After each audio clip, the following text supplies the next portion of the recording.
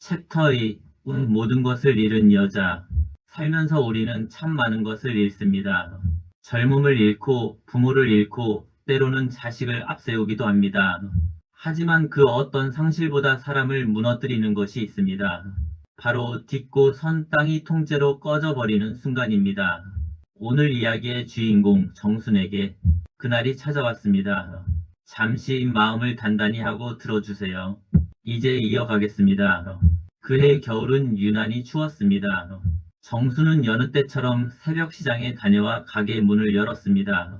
손이 굽어왔지만 마음은 오히려 가벼웠습니다. 남편이 허리가 나아가고 있었으니까요. 곧 자기 차를 장만해 개인 사업을 한다 했으니까요.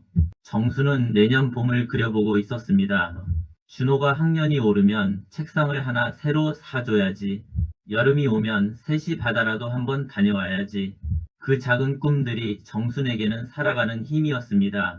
그런데 그날 남편이 집에 들어오지 않았습니다. 처음에는 그러려니 했습니다. 먼 길을 가면 하루쯤 밖에서 자는 일도 있었으니까요. 하지만 전화를 걸어도 받지 않았습니다. 한 번, 두 번, 10번. 신호음만 이어지다 이내 꺼져버렸습니다. 정순의 가슴이 서늘해졌습니다. 20년을 함께 살면서 남편이 전화를 받지 않은 적은 단 한 번도 없었으니까요. 이틀이 지났습니다. 사흘이 지났습니다. 남편은 돌아오지 않았습니다. 정수는 잠을 이루지 못했습니다. 혹시 사고가 난 건 아닐까? 어디 병원에 실려간 건 아닐까? 경찰서에도 가보았습니다. 병원마다 전화를 돌려보았습니다. 어디에도 태식은 없었습니다. 그렇게 애를 태우던 나흘째 되던 날 정순의 집으로 낯선 사람이 찾아왔습니다. 말끔한 양복을 입은 남자였습니다. 손에는 서류 봉투가 들려 있었습니다. 여기가 이 집 맞으시죠? 누구세요? 남자는 잠시 머뭇거리다 조심스레 말했습니다. 제가 이 집을 계약한 사람입니다. 정수는 그 말을 알아듣지 못했습니다. 계약이라니요? 무슨 계약이요? 남자는 봉투에서 서류를 꺼냈습니다. 거기에는 붉은 도장이 선명하게 찍혀 있었습니다. 남편이 도장이었습니다. 집을 판다는 서류. 정순이 발 딛고 선 바로 그 집을 이미 2달 전에 남편이 팔아넘긴 것입니다. 이사 언제쯤 가능하신지 여쭤보려고 왔습니다. 남자의 목소리가 아득하게 멀어졌습니다. 정수는 서류를 든 채 그 자리에 얼어붙었습니다. 집을 팔았다. 남편이 나 몰래. 정순의 머릿속이 하얗게 비었습니다. 여러분, 혹시 이런 순간을 겪어보신 적이 있으십니까? 발밑이 꺼지는데 소리조차 나오지 않는 순간, 너무 큰 충격 앞에서는 눈물도 나오지 않는 법입니다. 정순이 꼭 그랬습니다. 정순은 그날 은행으로 달려갔습니다. 떨리는 손으로 통장을 내밀었습니다. 창구 직원이 조심스레 화면을 확인했습니다. 고객님, 잔액이 없으신데요. 없다니요? 보름 전에 전액 인출되었습니다.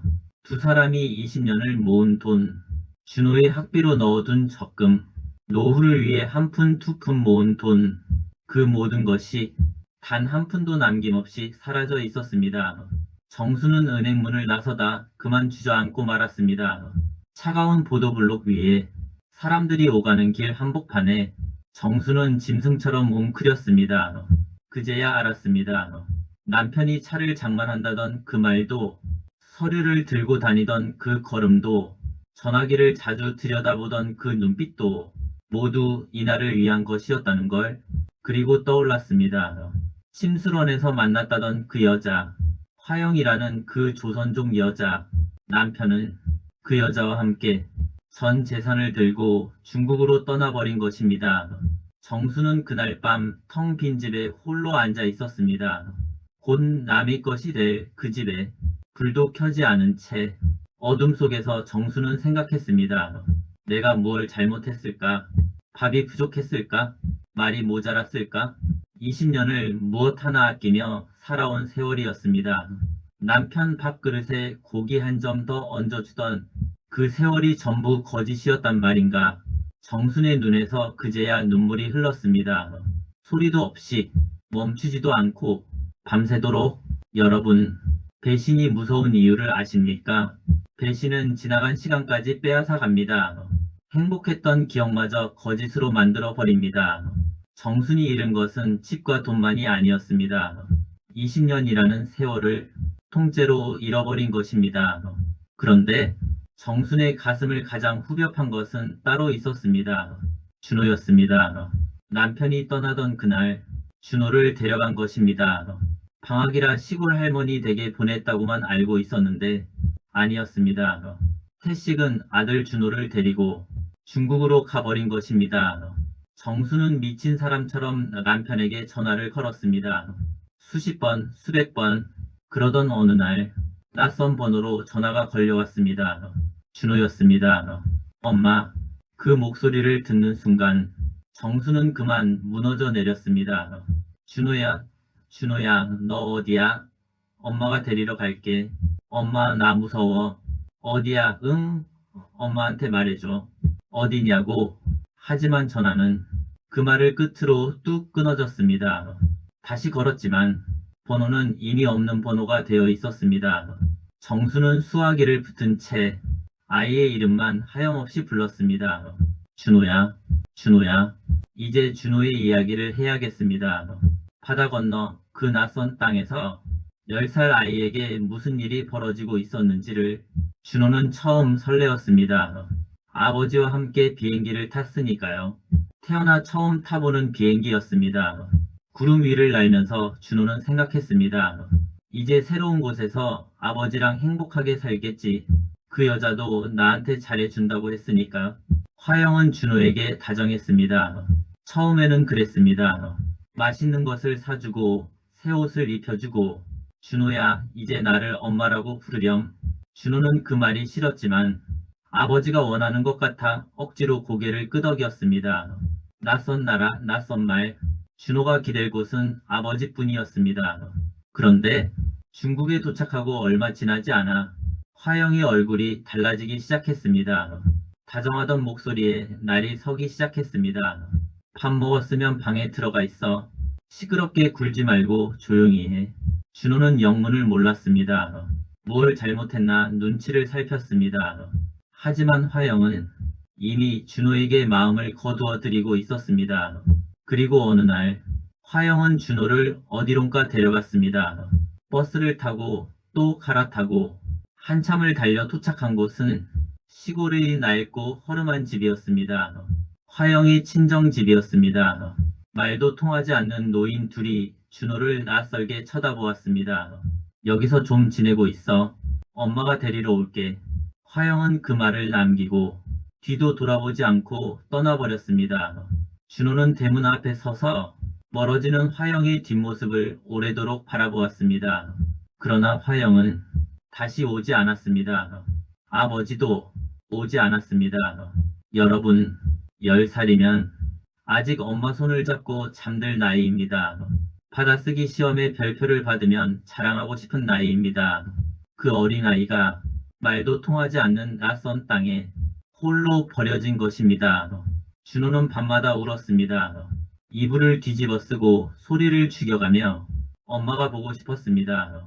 과일을 깎아주던 엄마, 머리를 쓰다듬어 주던 아버지, 셋이 둘러앉던 그 저녁상, 준호는 그 밥상이 사무치게 그리웠습니다.